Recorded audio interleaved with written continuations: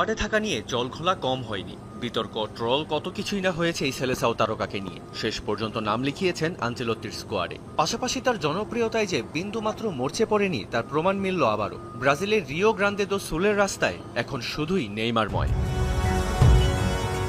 João পেসোয়া ও ভলুন্তারিওস দা পাত্রিয়া স্ট্রিটে গেলেই চোখ কপালে উঠবে সবার।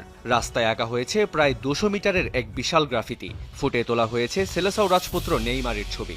স্থানীয় এক ঝাঁক প্রতিভাবান শিল্পী দিনরাত এক করে তুলির আঁচড়ে তৈরি করেছেন এই মহাকাব্যিক ট্রিবিউট।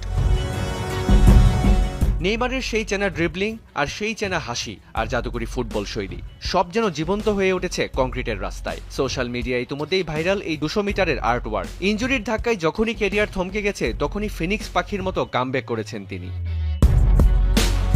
ভক্তরা বলছেন, প্রিয় তারকাকে মানসিকভাবে চাঙ্গা করতে এর চেয়ে বড় উপহার আর কিই বা হতে পারে। এ যেন শুধুই একটি ছবি নয়, নেইমারের প্রতি ভালোবাসার এক জীবন্ত দলিল। রাস্তা দিয়ে হেঁটে যাওয়া পথচারী থেকে শুরু করে ফুটবল ফ্যান সবাই থমকে যাচ্ছেন রাস্তার এই মোড়ে এসে।